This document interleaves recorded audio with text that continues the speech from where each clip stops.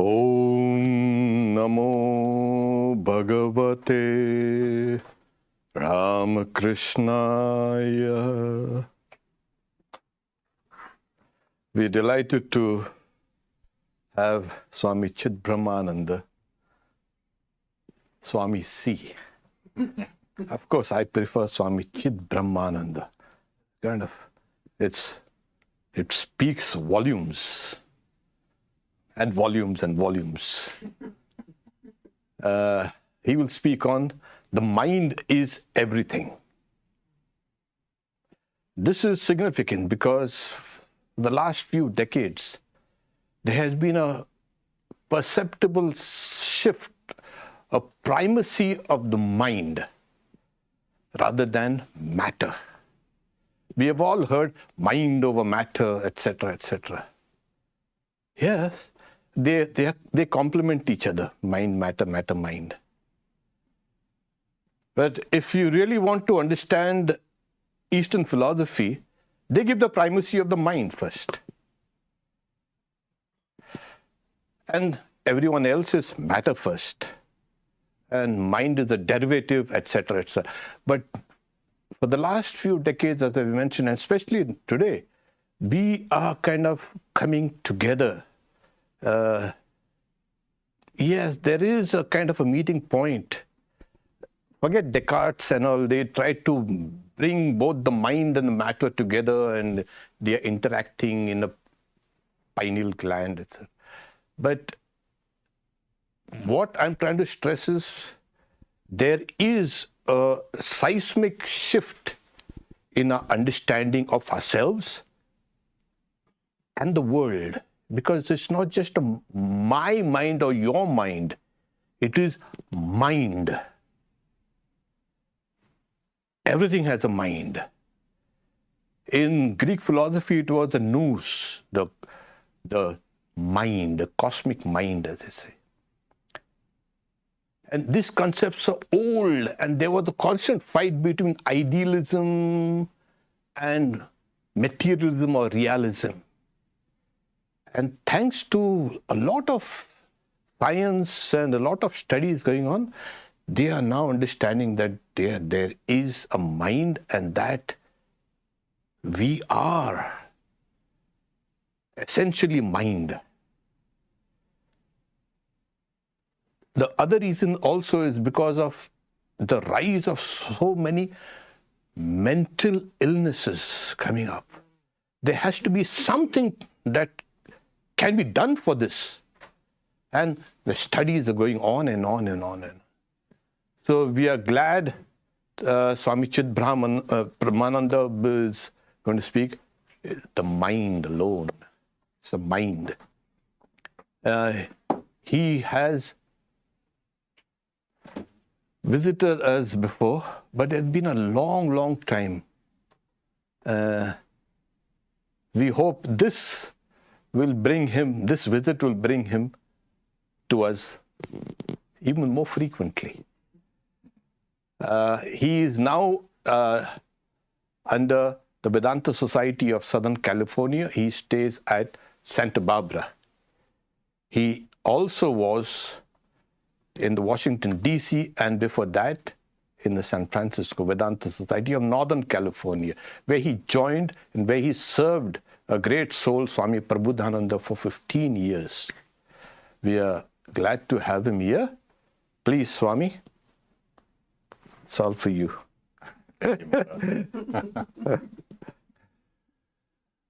Oh boy, here we are. I have to say, I could never have imagined a life that would lead to this. It's been an amazing play, an amazing walk with lots of fun and lots of play, sometimes in the form of a lot of, I don't know, misery, a touch of suffering, and then after a tough start, it started picking up. And I'm glad to say and be able to say that I'm in the happiest days of my life thus far. And from that space, I hope to just spend some time with you. I'm already of the conviction that all of us know enough to be realized. That we've already heard enough lectures, we've read enough scriptures, whatever traditions you're in, it's still the truth. And that at this point, it's just a matter of us getting ourselves to the point where we're willing to give ourselves permission to let go of our favorite and our least favorite things, and to let go of opinions and any resistance to the moment, to let go of our thoughts about things, and to try and quiet down in this moment so that we can just be. Not be something, but just be. Most of our problem is, actually our main problem is that we've forgotten how to be because we're so busy being something. Right? If you were being at this moment, there would be not a thought in your mind. You would sit there with a beautiful grin on your face, full of love for everyone in the room, just on the verge of ecstasy, enjoying the moment, deeply content. But for some reason, we've decided this is more fun. And Holy Mother, someone that I like to hold as being God incarnate as the Mother, the Divine Mother. She says in the Gospel that was written about her that the mind is by nature restless, that it's just always looking for new events, new sensations, new ideas, new places, which is really what ultimately leads us to the truth. We have to go around looking under all the rocks in order to realize there's nothing there, and that the thing that we wanted the most was the thing that we carried with us, that we used to take part in the whole game, the whole journey to get here. She says, therefore, at the outset, make the mind steady. All right, this is really the point of our practice, is being able to hold the mind in a single place for a moment, to try and catch that toddler and make it sit down and, be, to stop being titillated with the tickles of change and the entertainment of constant, unrepeating change. That if we are able to steady this mind, that we'll discover something beautiful, something that has always been, something that is right now. It's very important to know in this moment that your realization is not an attainment, it's not an achievement, it's an isness. And it's in you already at this moment. But for some odd reason, you've decided not to identify with that aspect, that you've decided to create something unique and different from it, although it is the ultimate unique, that one without a second, that you are, that pure love, that pure wisdom, and that pure being. Mother says, remember, the mind is everything. One gets everything when the mind becomes steady. Why is that so important? Well, the importance of it is that most of us, if we could simply see the world as it is right now, see this room as it is, see each other as it is, we would see one without a second. We would... I'm going to chuckle like that quite a few times because we're going to talk about many things that are illegal. And we're going to give names to things that don't have names, and we're going to have them do things that aren't done. But hopefully in the end, we're a little bit closer to teetering off of the edge into absolute loss of our confusion. Ramakrishna says, the mind is everything. It's like a white cloth just returned from the laundry. It will take any color that you dye it with. Knowledge is of the mind, and ignorance is also of the mind. When you say that a certain person has become impure, you mean that impurity has colored their mind. Right? And if you remember the story that Ramakrishna is referring to here in this verse, or in this shloka, as such, that there's a long line of people with white cloths that want to dye it a certain color. And so when they get up to the dyer, they hand him the cloth, and they say, I'd like this cloth in blue. And he takes it and dips it in the dye and pulls it around, pulls it out, and voila, they get a blue cloth. And the person right behind them in line comes up and says, well, I prefer yellow. And so he takes that cloth and he sticks it in the stain bucket, pulls it out and gives it to them, and it's yellow. And most of the people, person after person, are very content with that, not really paying attention. They're there to get their colored cloth, after all. And then the last guy in the line's been watching the whole thing, and he's like, wait a minute, that's not possible. And he goes, and the man asks him, well, what color do you want your cloth? And he says, I think I prefer the color that's in the bucket. All right? And so that's why we're here tonight. You guys are looking to get your minds dyed in the color that's in the bucket, to see them as they are, so that you can get a taste of your divine nature, so that you can move a little bit closer to allowing yourself to believe in something as high as a love with no conditions, to be able to allow yourself to touch a wisdom within your own self that wasn't developed, attained, or taught, but is inherent to you and is given to you in quantities necessary to navigate this moment perfectly, without error. And that you might see that what you seek has always been true, and that simply allowing yourself to believe it, allowing yourself to understand it, to see it as it is. I used a lot of words there I really wouldn't want to use. Understanding, for one, gives us a notion that it's something we can do in the mind, that it's some sort of concept that we can understand. Know right away that who you are can't be spoken, and there's a very simple reason for it. Your mind doesn't have the tools for it. Your mind has triads. There's 3 of them. They might be the same triad described in different ways. I haven't quite gotten to that understanding yet. But your mind requires time-space causation in order to create a thought. Your mind can also use past, present, future to get there, and your mind can use subject, object, verb. But it's always going to take one of those triads, or the underlying truth of all those triads, in order to conceive of something. And you are outside of all 3 of those, observing a mind. Right? We know definitely that you are not the mind. How do you know that? Because you're thinking and you're watching that thought, right? And that thought is constantly changing. Your mind is the most unstable thing about you.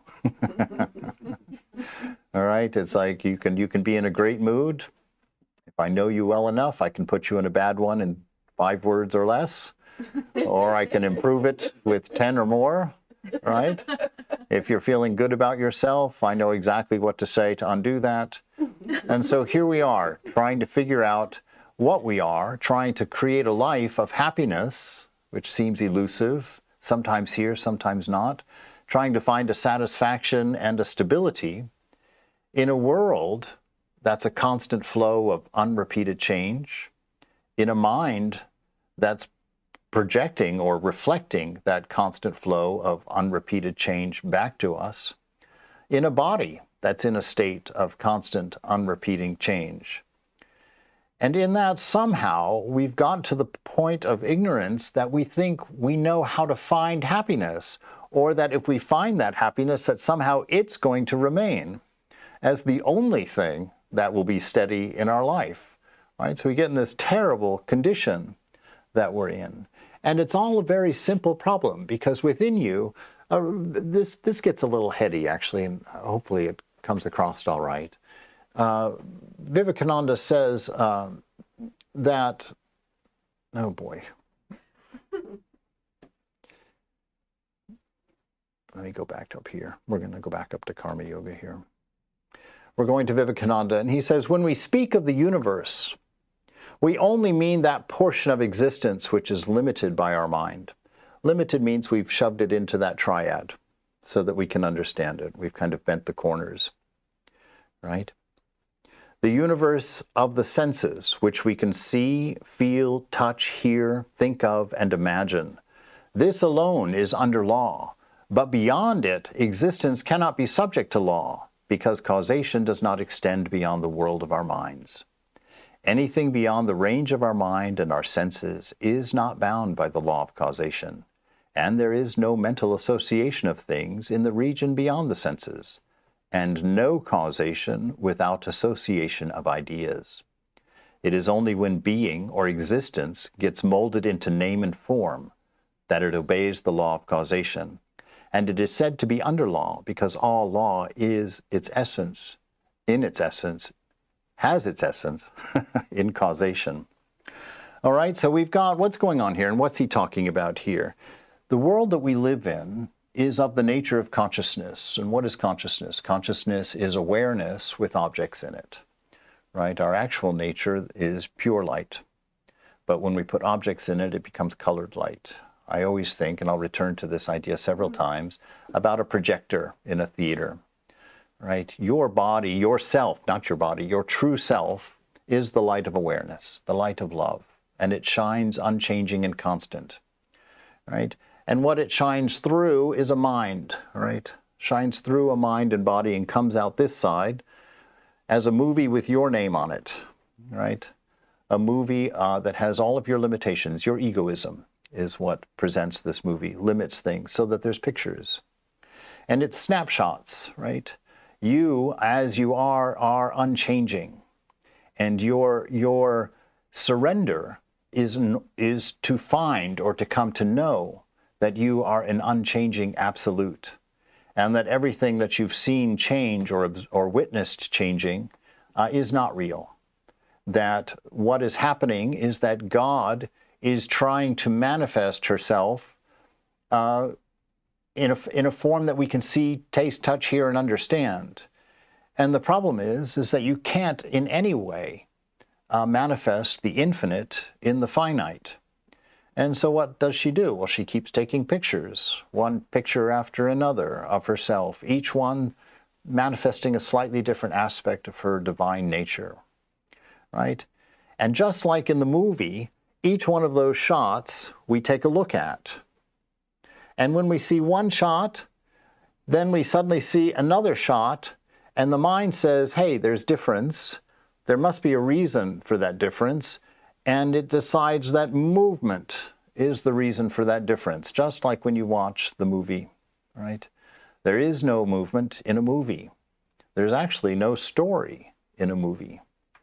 And actually nothing happens in a movie, because all a movie is, in its essence, is colored light on a screen associated with a soundtrack, right? You make the movie. Your mind looks at that colored screen and it says, wow, that looks like a man. Oh, and there's a woman. Look at that. Oh, and the soundtrack tells me that's Sally and George. All right, so now you've got people who aren't there with names that aren't there, and you seem to know them, which you don't. All right? And it'll keep doing that to you, and your mind will keep making explanations for why things are different. The sounds you're hearing are different, the movie's going on and changing. But there's no movement happening. The story is unfolding. You see these two colored layouts that you're associating as people, and suddenly one slaps the other and walks out angrily, and the other one breaks down bawling in the corner. And you think, well, gosh, yeah, I know what's going on there. I remember when my partner slapped me and walked out. That was horrible. And you're beginning to cry right there in the movie, right? You're weeping. Why are you weeping? Nobody slapped anybody. Nobody's unhappy. There's just flickering color light on the screen and a soundtrack running. But you have provided the movie.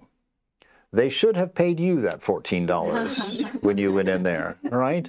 Because they're just going to play the same thing over and over and over again all day long and get $14 a person for it.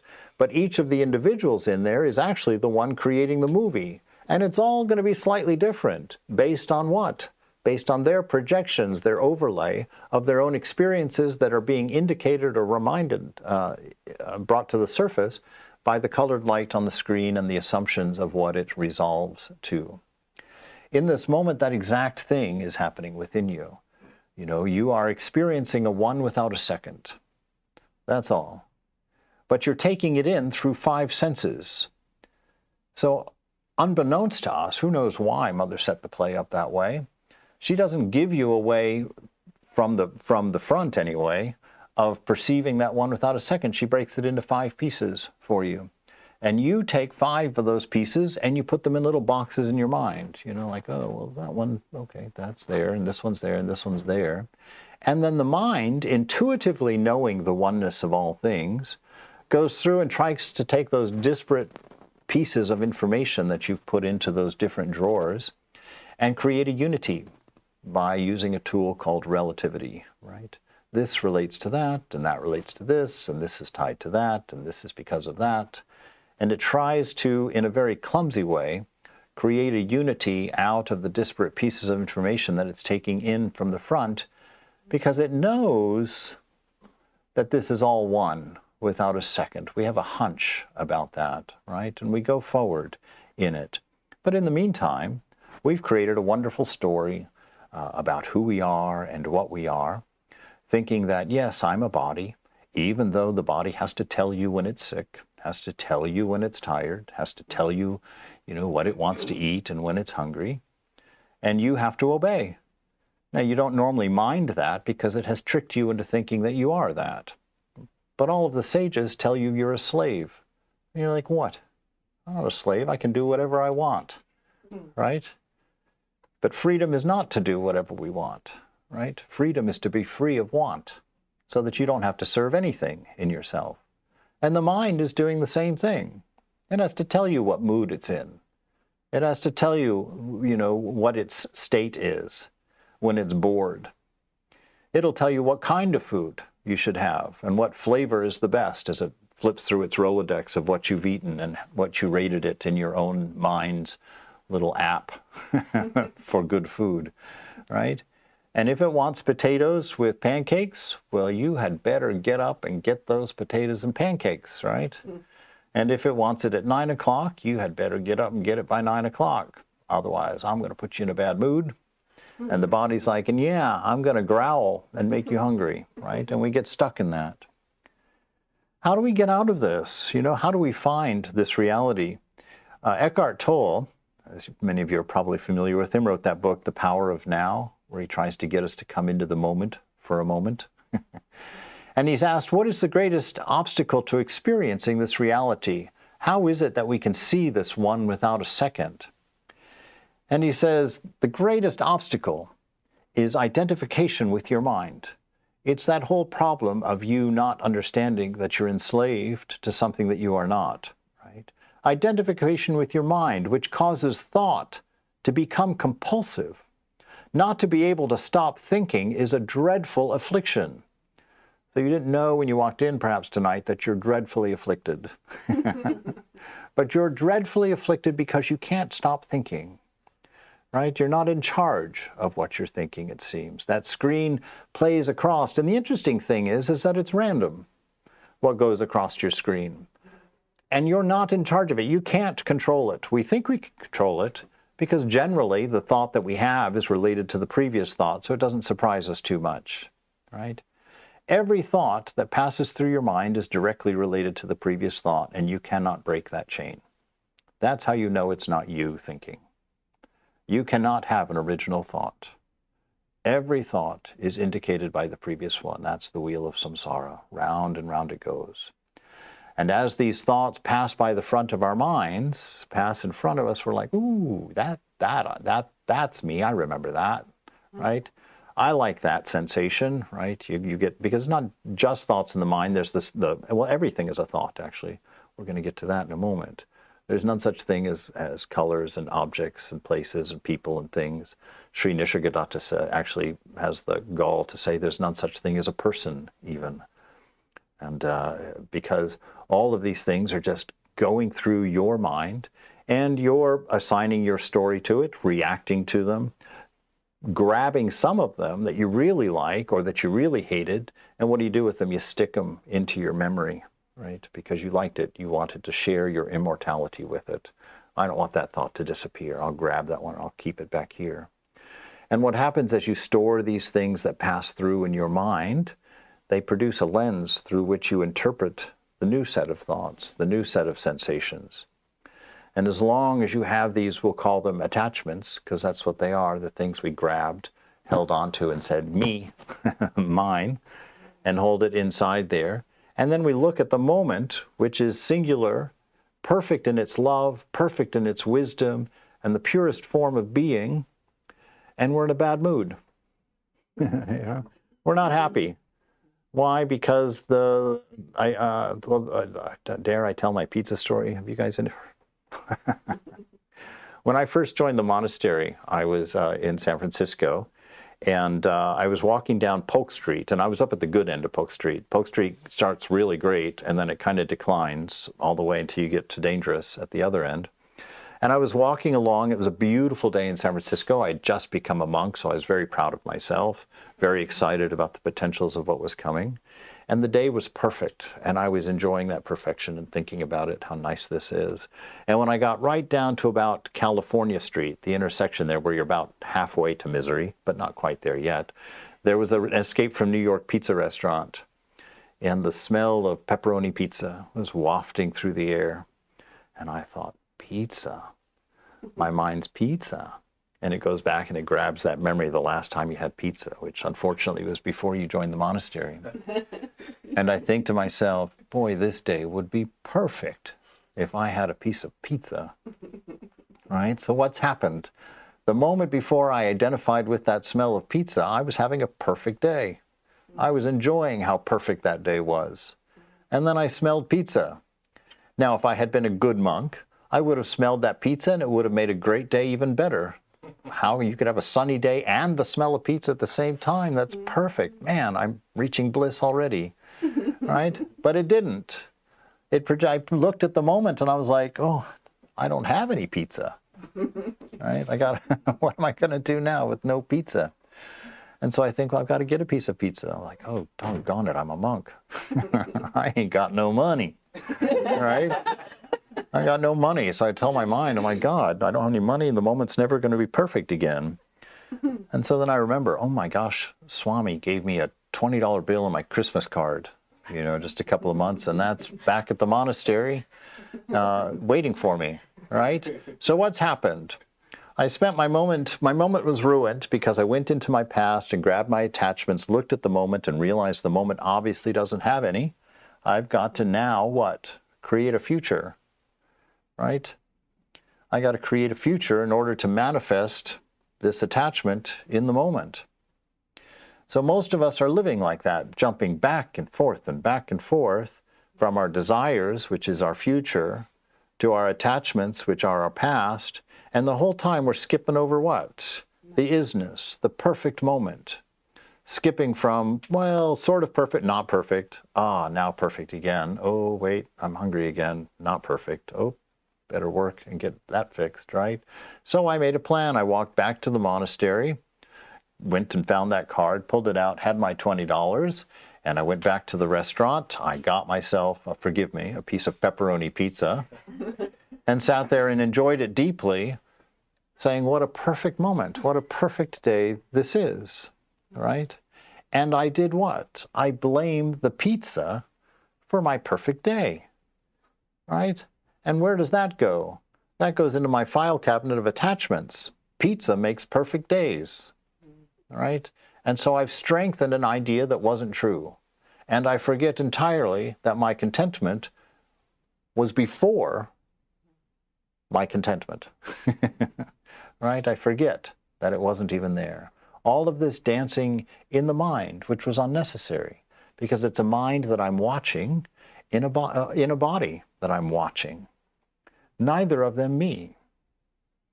And the me that's watching, I'm completely unaware of. Why? Because it is the one unchanging thing about me that is always constant. It's always steady. And it's of the nature of Satchitananda, right? Pure love, bliss. Just that warm, wonderful, cozy feeling of contentment and wholeness. But it's steady. It's not up and down. It doesn't change. It's just steady. What does the mind do with steady things? It ignores them, right? Take that rose, smell a rose 5 times in a row. Each time you smell it, it gets a little bit less until at the end, right? No longer content with the rose because you can't smell it anymore. The reason it's so difficult for us to find the beloved within, to put things in illegal words again, is because he's so steady in his love or her love, so constant in wisdom, so beautiful in contentment, that we've gotten bored. Can't see it, don't know it. Ah, but look at that over there. You know, I saw this, I realized this in the best way when I was standing on the beach in Santa Barbara, witnessing a beautiful, beautiful sunset, you know, a little bit kitsch, but there I was, enjoying a beautiful sunset. And when you think about the effort that the universe puts into a beautiful sunset, it's astounding. You know, when you sit there and think of the size of the sun and our distance and how we've spun to just the right angle for this to happen in the atmosphere with the discoloration, all of that. And I'm standing there looking at it, and an empty and dirty McDonald's bag blows across the beach. And what do? Right? God, in all of his glory, cannot keep my attention off of the empty bag blowing across the beach. This is what we have to work with. These are the tools that we've got in order to find our bliss, to find our nature, to know who we are. And every time a dirty bag blows by, we're like, oh, that's cool. Let's go get 2 of those, right? We think. So he says, identification with your mind is what causes thought to be compulsive. Not to be able to stop thinking is a dreadful affliction. It's constantly distracting you from this wonderful hum of Satchitananda, love, wisdom, and being. That's been your everything, right? Incidentally, I was sitting at the table. I've shared a lot of this with my brother back there in our walk yesterday, so he's going to be terribly bored tonight. But that, and now I can't even remember what I was saying. This is what happens when you turn 60, Maharaj. What did I say to you the other day, brother? No, but that we walk along, he says, we don't realize it because everybody else is suffering in the same way, right? Everybody else is running around thinking their bodies, thinking their minds, and running after trying to keep those 2 crybabies happy, even though there's no way to keep them happy, because they get bored. If you were born with Satchitananda, you were already happy, right? It was all already okay. But you didn't stay there for very long. And when you step off of this silent, constant bliss of contentment, it's very hard to find your way back, because how do you find things? You know, they make a noise, buzz, buzz, or you see a changing thing, you know, you run and look, oh, there it is. You can't look at what you are, right? So it's the only thing that you have to come to know that you can't put in front of your senses and study. Right? It's the only truth that you can't objectify. And it's the only truth that's not changing, that's not moving. And your mind is actively working against your finding it, right? Because it's created this thing called an ego, this little buffer, a collection of restrictions and limitations, Vivekananda says. He says this personality that you love so much, and we have to admit that we do, right? We like ourselves most of the time. Sometimes we get embarrassed. But it's just a collection of limits. I'm a man, so therefore I'm not a woman. I'm 60, therefore I'm not 24, right? And it's on and on and on, just the way that you've whittled yourself down into a terrified, unhappy, constantly hungry, screaming toddler of a human being. And there we sit, and there we live, and we call that life. He says this incessant mental noise, this constant new thing that you have to get, this new requirement that the body or mind is presenting to you, and the planning and the jumping back and forth over the present moment in order to play the game of life, he says here that this prevents you from finding that realm of inner stillness because you're jumping over it. Right? You're not paying attention to it. This inner stillness that is inseparable from being. It also creates a false mind-made self that casts a shadow of fear and suffering. Right? We see that in the story of the Garden of Eden. Right? Adam and Eve. Think for a moment in this. You know, I read in Sri Nisargadatta Maharaj's book, I Am That. He said that the creation is created anew every moment. Right? That it's created anew every moment. There is no linear causation. There is no story. There is no narrative to it. But your mind is going to create that narrative, right? And how did that happen?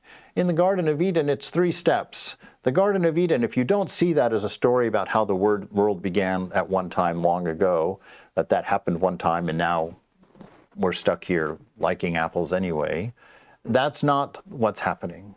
The Garden of Eden it's the looping story. It's happening continually right now. You are the Eve in the garden right now. And what is Eve doing? She's walking around the garden, right? And she sees that tree. And she takes a 3-step process, and this 3-step process will help you catch yourself and maybe not eat the apple at some point, or eat that fruit of the knowledge of good and evil. What is the fruit of the knowledge of good and evil? It's egoism. It's the idea that you're separate and apart from the whole, right? And if you're separate and apart from the whole, you can think differently than the whole. And when you think differently from divine, that's evil. Right? That's selfish. That's me and mine. That's our whole problem, right? So that fruit was egoism in that tree. And when Eve looked at it first, of course, Adam just followed along and did the same thing, so we're not going to let him off the hook, but she's the star of the show at the moment. She looks at that thing and 3 things happen. 1, it's beautiful, right? She looked at it and saw that it was beautiful. You can see this in Genesis 3 if you want to read it yourself in the Bible. She looks at it, she says, wow, that's beautiful. Now, if she had been like I should have been with the pizza, ah, man, that is beautiful. If you just stop there, you're a good monk. You can just enjoy the beauty of that fruit just like all the other fruits. But then she said, that looks like it would be good to eat, right? We reached out to take. She got fooled into something. What was that? She got fooled into thinking that something outside of herself was going to make her happy, right? Because that's the 3rd step. She said it would make her like God. Now, what's the interesting thing about that? She was already created in the image of God, right? But she had forgotten. Why? Because she got enticed by the beauty of this fruit on the tree, in the same way that stupid monk on Polk Street got engrossed by the smell of pizza and forgot his perfect day, and then had to go make a perfect day out of a perfect day. This is the nonsense of ignorance. This is what we've accepted as truth, as life in ourselves. And so that story goes around and around and around. She eats that piece of fruit, and then what's happened? For some reason, the Bible calls it a curse. It's not really a curse. It's sort of the effect of the cause. You know, you step out and see yourself as separate and apart from something very large, something infinitely bigger than you. What's the first thing they felt? Vulnerable. They said they felt naked. They realized they had no clothes on, right? And they were like, they felt small. Well, as an ego, you're now a small part of a very large thing, and you're very uncomfortable. You know, I'm not quite pretty enough. I'm not quite tall enough. And then the billboards kind of come along, all advertising actually in this country. I realized this when I was in India, because there were no billboards in the villages when I was there. There was no televisions, no radios playing. And I became acutely aware of how in my country here, I've got billboards that are constantly telling me that if I just bought this product, I'd be beautiful. You know, if I went to that school, I'd be smart. If I had that investor, I'd be rich. Right? Always telling me that I'm just a slight edge off, and that I can reach outside of myself and become happy. And that is a really great business model, because you ain't never going to be happy that way. You are the eternal customer. You're going to be paying those streaming prices for the rest of your life. You know, I'm 60. Some people tell me I'm not old, but I remember a world where you owned things, where you bought a record and you had a record and you could give it to your friend if you wanted to. And when you got tired of it, you could sell it to someone else, right? But they've gotten so good at this game that they actually don't ever give you the fruit. You get to rent it. Here, rent this apple, take a bite, give it back. No, you haven't paid next month's rent yet. Okay, now here's another bite. Right, so now they meter it out, and what do you have? You have nothing. You can't loan it to your friend. You can't will it to somebody when you die. You own nothing. And how much are you going to pay for that song if you were to calculate your monthly payments from now until you die for being able to listen to it, because they never gave you the song? You say, oh, we're getting duped here, right? This artificial intelligence thing is going to take you to the bank for a withdrawal, right? They're all interested. Why is Microsoft interested? Because you are the intelligence that's feeding the artificial one. They want you to ask that questions because they learn an awful lot about you by you asking those questions. And then they learn when they answer wrong because you're not content with that answer. So you, once again, the one at the movie who should have been paid for the movie because you made the movie by bringing yourself to it, now in this AI, you're doing the same thing. You're training this thing to mimic what you already have. This ain't artificial. This one works. This one knows when it's wrong. It still goes wrong though, right? So now you're paying and giving yourself and working on making someone else wealthy to give you what you already have, just like Eve in the garden. She wants to become like God, which she's already has. And so it's important to understand the nature of this world. And the reason that it's happening is because we can't stop thinking. We can't stop watching the movie that's in front of us. We can't get our mind to stop. If you could get your mind to stop for even 1/16 of a second, the you that you would suddenly become aware of would put you in ecstasy. You know, if you read the Gospel of Ramakrishna, you see this guy constantly, you know, totally unmoving, so out of it seemingly. You know, the doctor can go up and poke his eyes and he doesn't even react to it. I read that and I thought, you know, when I first, my first 5 years, no, 5 years, it didn't even last 5 years. Probably my first 5 months in the monastery, I was meditating so much because I was afraid to get up. I thought that if I sat there 1 minute more that I would realize God, you know. I was like, oh, I'll just sit here and wait. Because I read this book and, you know, he's popping in and out of ecstasy here and there. All of his disciples are, you know, are in states of love, sitting there on the floor, some of them drooling, some of them climbing on each other's shoulders. And I'm thinking, yeah, this is the world I want, right? This is how I want to be. And it's happening to him all the time. And I'm thinking, well, what's up? You know? So I sat there for those first 5 years, and then I kind of was like, there's something going on here, because my life doesn't look like that life, right? Because I didn't have the ability to let go like him. You know, he had to just try on that fancy shawl once to know that it increased egoism. And then he throws it on the ground, jumps up and down on it, spits on it, and wants to set it on fire. What do? I call it my favorite shawl, right? I put it on. This makes me feel like a person. I'm handsome. I'm strong. I'm colorful. I'm, you know, people are going to look at me. All of those things that he wanted to burn, spit, and jump on, I decide that I want to hold on to those as pretty good characteristics, right? And so it takes us a long time to come up with one experience of our nature, one experience of what we are, right? Because within you, you've got both halves. You've got Shiva and Shakti in you at the same time right now. The macrocosm and the microcosm are the same, right? Within you, in the shrine of the heart, is that unchanging self, that Satchitananda, just sitting there glowing, right? And you know that because anytime something up here in the mind reminds you or reflects that to you, you feel it. Of course, you're going to blame the thing out there for it, but it's just a reflection of you because you have never actually seen a thing out there. How do you know that? Well, just pay attention, right? Let's look at a light bulb. Look, if you can see a light bulb where you are, look at that light bulb. What do you think you're seeing? Oof, I'm seeing a lot of them now. That's not a light bulb. What is that? That's your mind's symbol of what a light bulb looks like or what it thinks a light bulb looks like. And you say, but I'm looking at it. That's what a light bulb looks like. No, that light from that light bulb doesn't make it to your brain. That light from that light bulb stops at the back of your eye.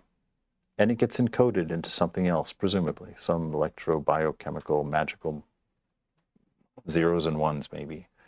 And it gets sent through that wire to your brain, and your brain is like, oh my God, what am I going to do with all this information? Oh, hey. Okay, well, let's just start building something based on what we think this is. There, light bulb. That light bulb is as much in your mind as the light bulb you dreamed of last night. And it looks just as real. You can't tell the difference. You will never have a direct experience of anything that's outside of yourself. You never will, but you'll believe it's there, right? You'll believe it's there. Why? Because you've broken yourself into two. How did you do that? By thinking. What does thinking require? A thinking requires a thinker and a listener, right? It requires two things, a thinker and a listener to your thoughts. So you've broken yourself into two.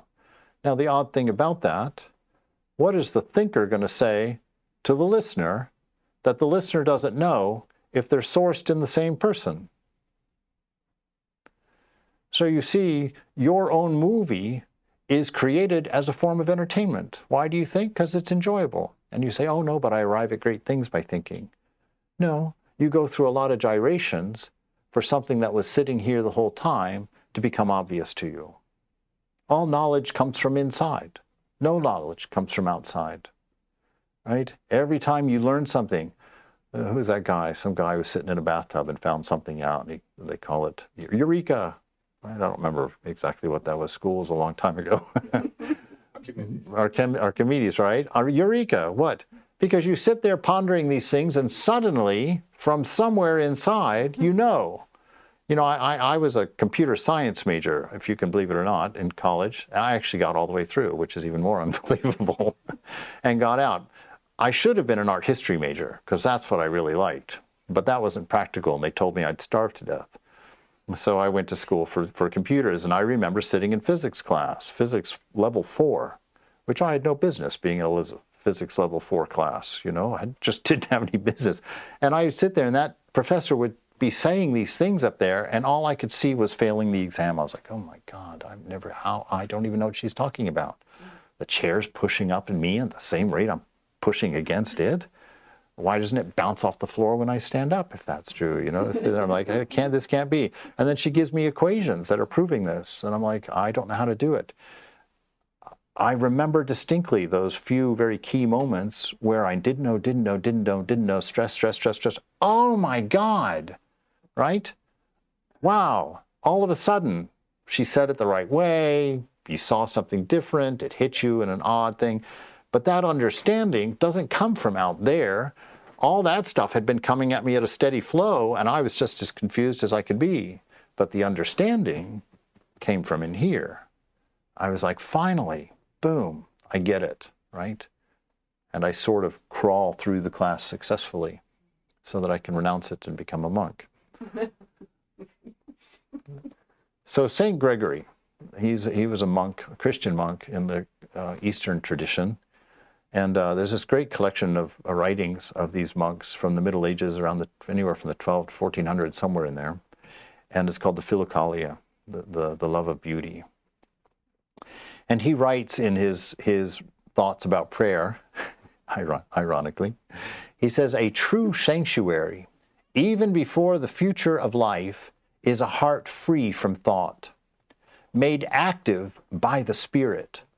For there all is said and done spiritually. He who has not attained to such a state, although for the sake of some virtues he may be good for a stone used as a building in the temple of God, but he is not yet he himself a temple or a celebrant of the Spirit.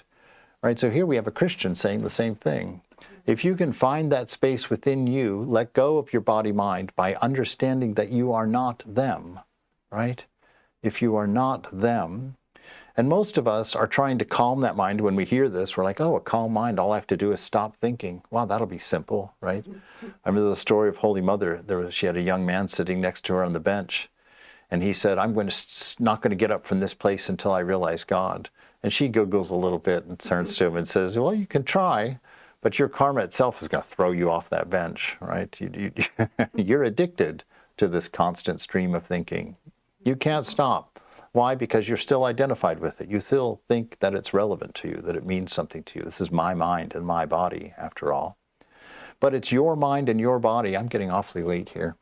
It's your mind and your body in the exact same way that the dream that you had last night had your mind and your dream, your body in it, right? Now the dream, people always wonder why we dream. We dream because in the dream you get an example of how this world is unreal and what your relationship is with this world. And you can study your dream and write all of the world's scriptures by learning how to get out of that dream by knowing that you're dreaming, right? If you are in that dream at night, Pretend we're all dreaming. Pretend this is a dream. What a dream. Thanks for putting me here. Right? So we're in your mind right now. Now, what does that mean? That means that your point of perspective right now is arbitrary. Right? You just picked a point in the dream to say, oh, this is me. But that isn't you. Everyone in here is you in that dream. We're all in your mind. It's your dream. You created all of it, right? When I wake you up, we're all gone. This whole world's over, finished. Om Rang Bingo finished, as we used to say in San Francisco. It's done.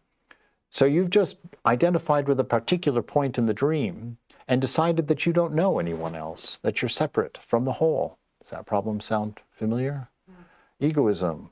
It's an arbitrary decision to be separate from the whole, when everyone in the dream is equally made of you, equally in your mind.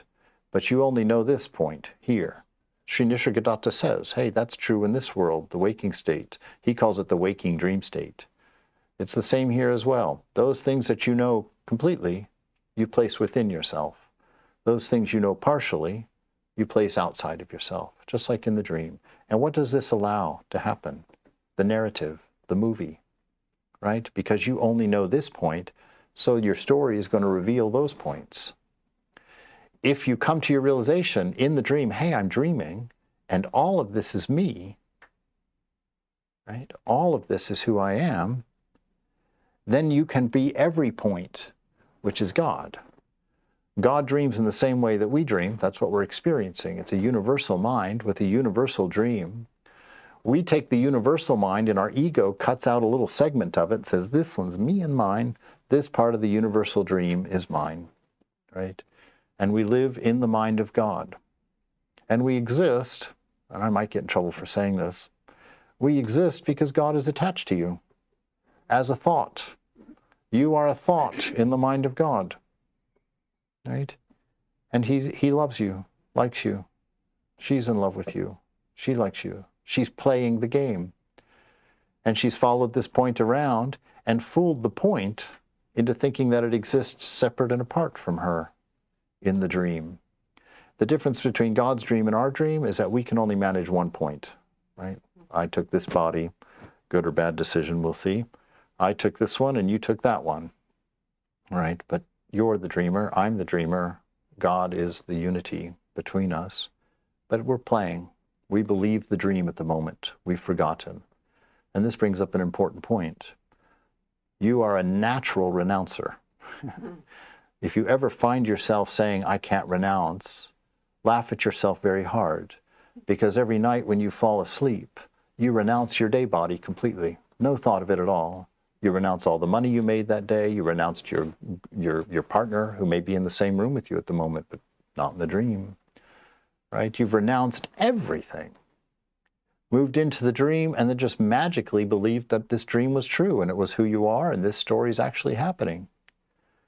And what's really fun is when you wake up and try and tell your roommate about it, you realize there was no narrative there at all. All right? Have you ever done that? You had this really crazy dream and then you try and tell your roommate in the morning over breakfast and they're like, well, first I was in this room and well, then I don't know how, but all of a sudden I was in that room. But did you know you have a component in your left brain called the interpreter module whose job it is to maintain a narrative of the moment for you. And it doesn't care whether it's true or not. Plenty of the study I read, it was a scientific study, I didn't make that one up, in there, that you have this module constantly running and giving you a narrative of the moment, giving you meaning for these things, and it's random, right? We have to overcome of this.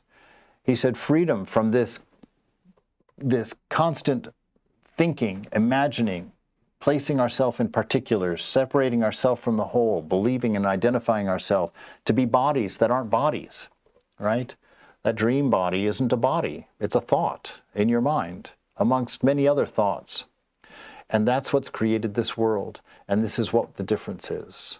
You have to learn to be, right? You have to learn to live as you, rather than a thought of you among thoughts, right? That chair's a thought, that light's a thought, I'm a thought, that's a thought, what I'm saying is a thought. All of them are just thoughts that your mind is interpreting into colors and textures and individuals, just like you do with the movie, right? But it's all you. And what is this stuff that the mind is using, this mind stuff, this dream stuff that can become a chair? You know, how did my mind create such a beautiful symbol for a chair? A little worn, but there it is. Pretty good, right? Your mind can create an ocean out of the same material. It can create an iPad and then charge you for it, all right? All of that. But it's all created out of mind stuff, dream stuff. When I first started thinking these things, that's what I called them, dream stuff. And then I realized, oh, we named something that doesn't have a name. It's called Brahman. Brahman is that which has become everything and beyond, right? It's everything in the dream and everything in the room that's outside the dream that you don't know about. Everything is Brahman in this moment just as much as in your sleeping state, your dream state, right? So you can have it in your waking dream state or your sleeping dream state or just dream state. But understand that that beautiful sliver of reality that is in the body when you're awake forgets about it and slides into a body that it's created when it's asleep. That unchanging little, for some reason see it like an icicle type thing, just very sparkly and very pure, but unchanging. And it just kind of slides through. It slides from the waking body into the dream body. And that you is the only thing that's real in both of those dreams. And to know that, you have to stop believing that you need something outside of yourself, that there is something outside of yourself, and remember that this is all within you, that you've created it all for fun and have decided to forget that power, you know, to forget that you have the ability to create a universe in a dream. And remember that I'm all of you. There's no reason for us to be strangers, right? Make the whole world your own, because they are your own. That in your dream, you could come to that knowledge, wow, this is my dream, and all of these are my people, and we are all of the same dream stuff, Brahman. And we're playing out a narrative of pretense, and it could be fun. It could be a story of great love, of great trust, of great unity, of great service, of great kindness, of great strength. It could be beautiful. We could stop playing along in calling each other ugly or, you know, all the differences that we see.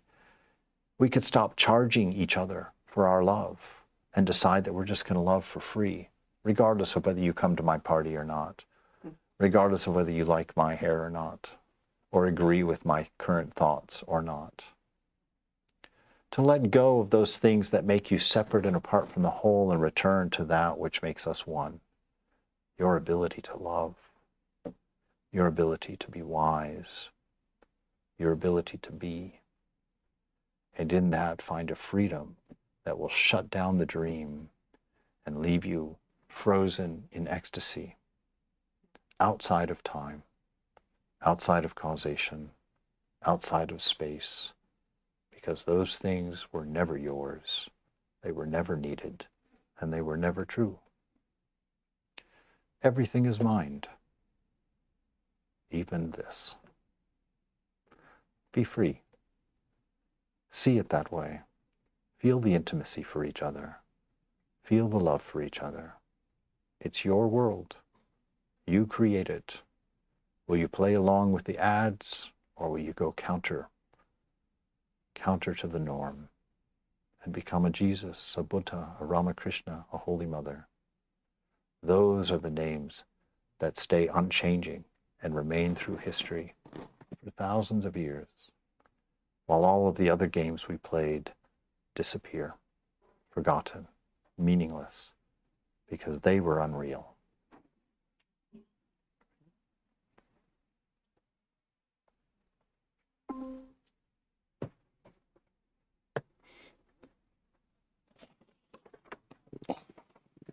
Thank you, Swami Chidbrahmananda.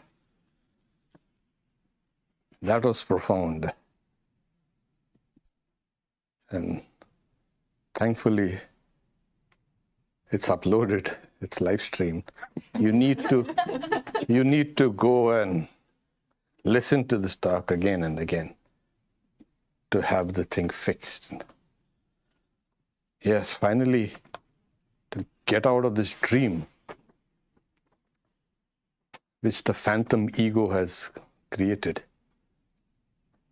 Like Swamiji says, if you have to dream, dream but truer dreams, which are eternal love and service free. That is what is human life. And living at that highest level of it. Thank you once again, Swami. And Sunday at 10 a.m., Swami will speak on, yes, the practice for the now. And I'm sure it's going to be even better than this.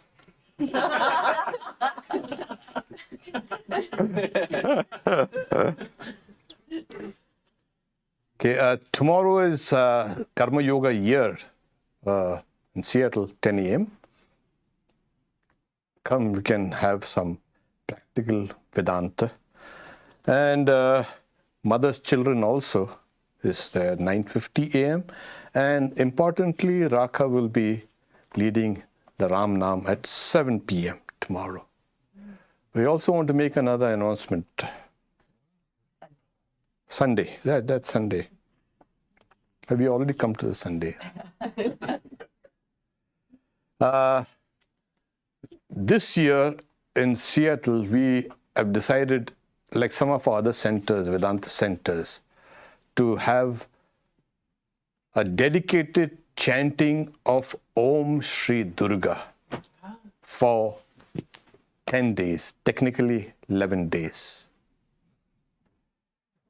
Go to our website and sign up and tell us how much chanting you're going to do it every day.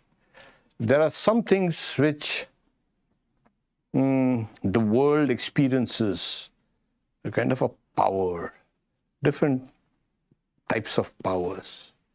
This time it's the power of Durga. It's a spiritual current that flows. Take advantage of it. That's the way. Again, thank you very much. And again, thank you, Swami C, for this wonderful talk. Om Shanti Shanti Shanti Harihi Om Tat Sat Shri Ram Krishna Arpanamastu.